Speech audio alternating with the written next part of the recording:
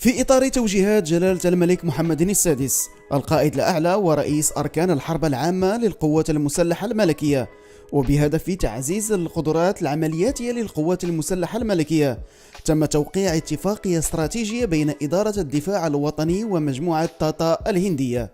تهدف هذه الشراكة إلى إنتاج محلي للمركبة القتالية البرية واب 8 في 8 بمصنع تاتا أدفانسد سيستمز، مما يعزز الاستقلالية الوطنية في مجال معدات التنقل الدفاعية.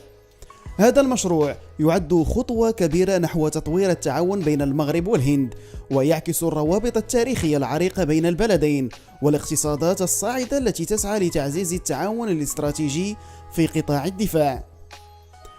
وقعت الاتفاقية بحضور ممثلي القيادة العامة للقوات المسلحة الملكية والوكالة المغربية لتنمية الاستثمارات والصادرات، وتشمل تحفيزات مالية وضريبية، مما يسهم في تعزيز الاستثمارات في القطاع الدفاعي. المصنع الجديد سيمثل قطبا إقليميا لإنتاج معدات التنقل الدفاعية، وسيسهم في تلبية الطلب المحلي وتصدير المركبات إلى الأسواق الخارجية.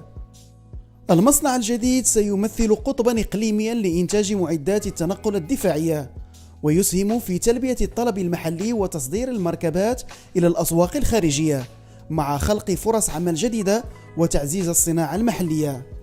هذا المشروع سينجز في أجل أقصاه 36 شهرا، بمعدل إدماج محلي للتشغيل يبلغ 35%، ليصل عند استكماله إلى 50%، مما سيتيح إحداث 90 منصب شغل مباشر و250 منصب شغل غير مباشر.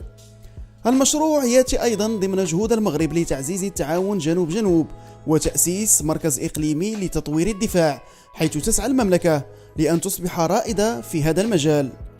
شراكة تاريخية بين المغرب والهند تعزز القدرات الدفاعية للمملكة، وتفتح آفاقا جديدة للتعاون والاستثمار في التكنولوجيا المتقدمة.